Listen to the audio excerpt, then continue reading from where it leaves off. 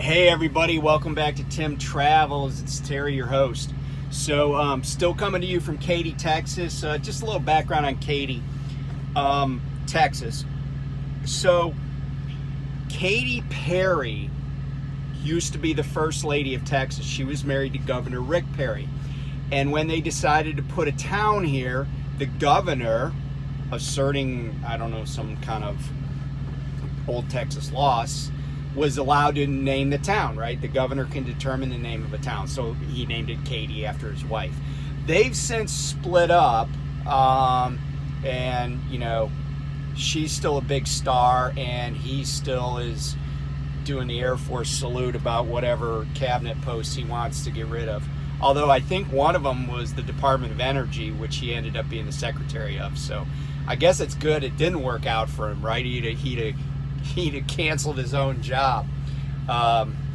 Anyway, I don't know what he's doing now. He's probably roaming around the streets of DC wondering why his key card doesn't fit the building anymore. But anyway, so that's a little background on Katy, Texas, here in the suburbs of Houston. So I wanted to do, you know, a lot of people talk about leasing trucks, leasing at prime, and they give all these great reasons and they throw out numbers. And certainly I've thrown out numbers just for so people kind of understand exactly what's going on in my experience. But I want to put out some reasons why you shouldn't lease a truck. Not reasons why you shouldn't be a truck driver, but reasons why you shouldn't lease, and especially why you shouldn't lease at prime. Now, that doesn't mean you can't be a successful truck driver. I drove company for a few different trucking entities. I talked about those experiences in previous videos. I was company at GP Transco, did pretty well with that. Was satisfied with that, except I wanted to move in a different direction, as I've talked about in the past. So here's the first reason that you may not want to lease.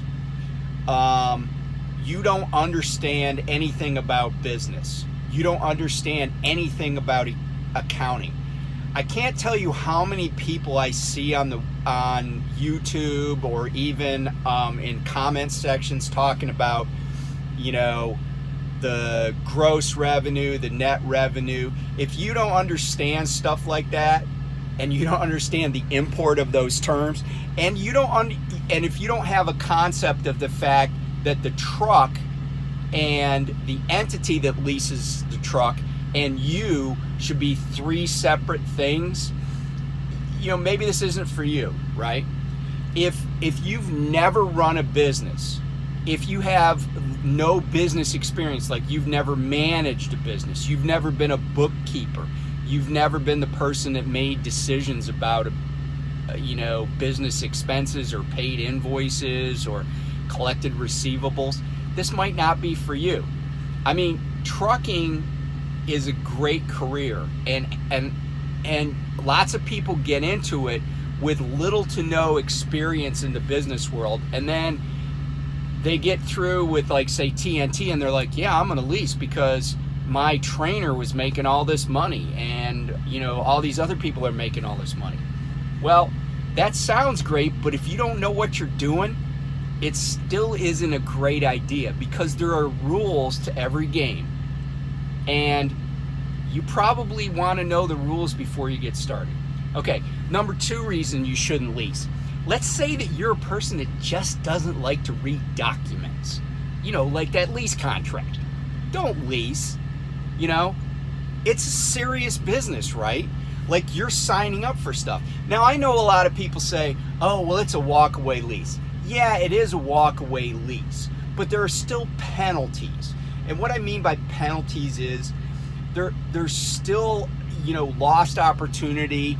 There's still money that's held in escrow per the terms of the contract that you may not want to lose. You know, I've talked about how whoever walked away from the lease I took over, that they left money on the table. And I'm not saying that was a bad decision for them, because I don't know who it was. I don't know why they walked away. But You need to understand what you're getting into. And the other thing is, when I was in ACE 2 class, we were talking about something, and the instructor at ACE 2, and I apologize, I can't remember her name. She was really good. And, she said something, blah, blah, blah.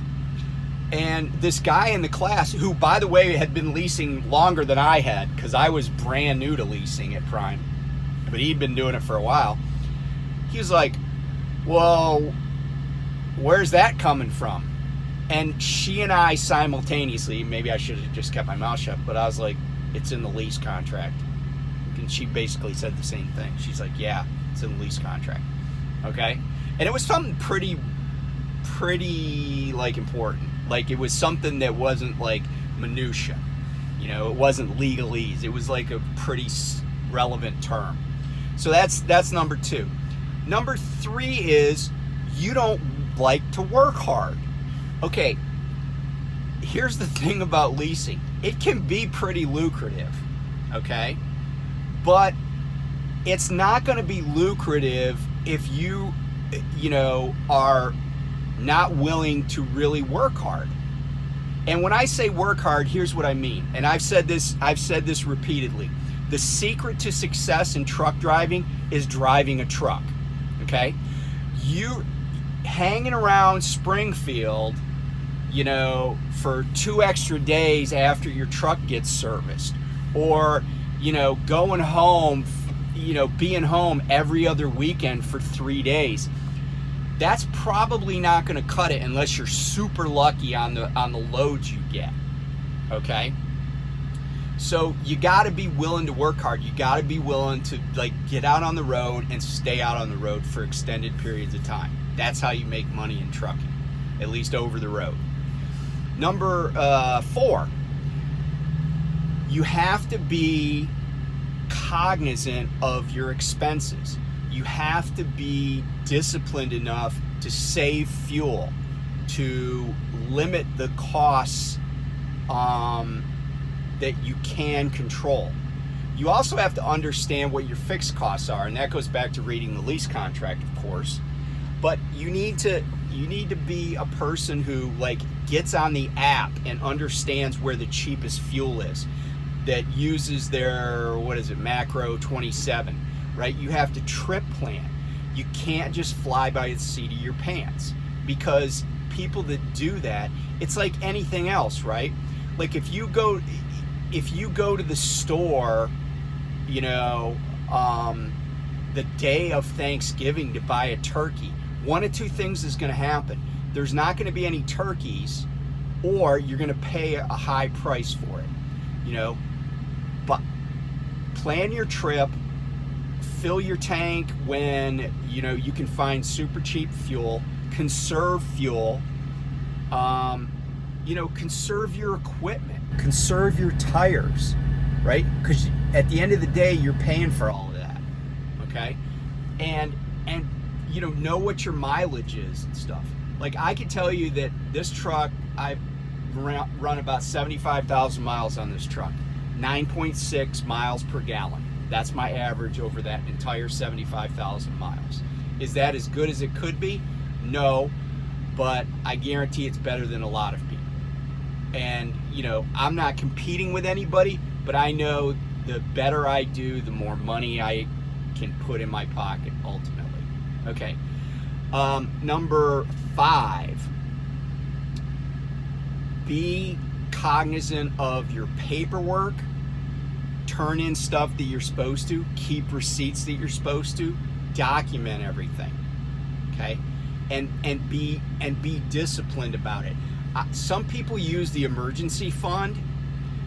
I don't, necessarily advocate for that, but I do advocate for having an emergency fund. Now, you don't need to have that fund with Prime. You can have it in a bank account, or you can have it in, laddered CDs if you wanted to. It needs to be liquid, but, you need to be prepared for an emergency. Number 6, know what insurance you have right? If you're not willing to dive into this stuff, then you may end up being unhappy. Know what insurance the company provides and what insurance you ought to provide for yourself. I have my own disability policy.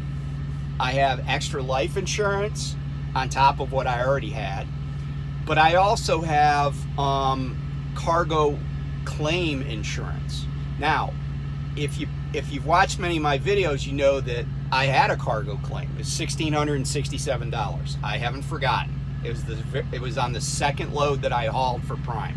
$1,667.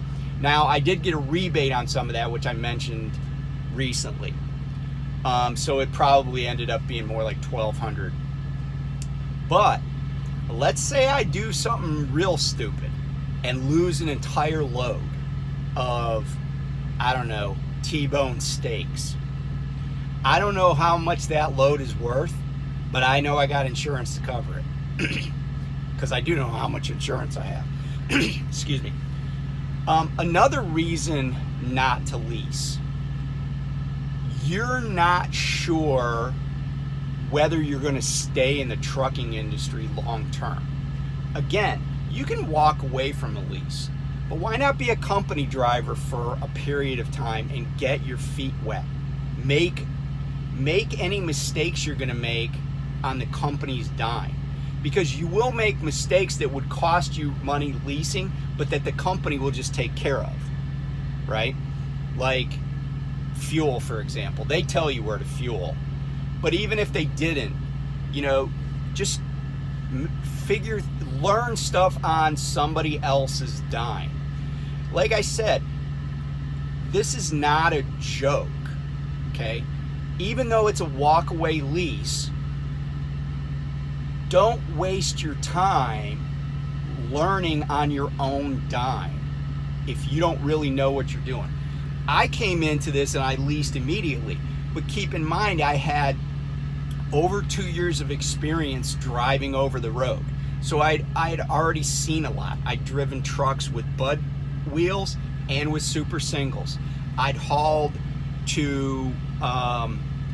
food products, not refrigerated, but dry van food products. So I was used to dealing with lumpers. I was used to dealing with, going to Walmart distribution centers or whatever all the things are that maybe bug us. Actually Walmart's great.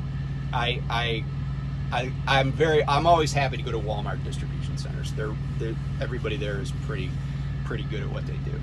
But those are some of the reasons you shouldn't lease. There are others, but those are some good reasons not to lease.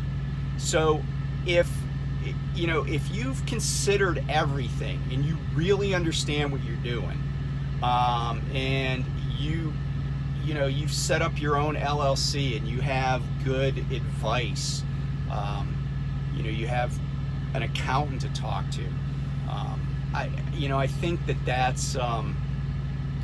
that's a good start.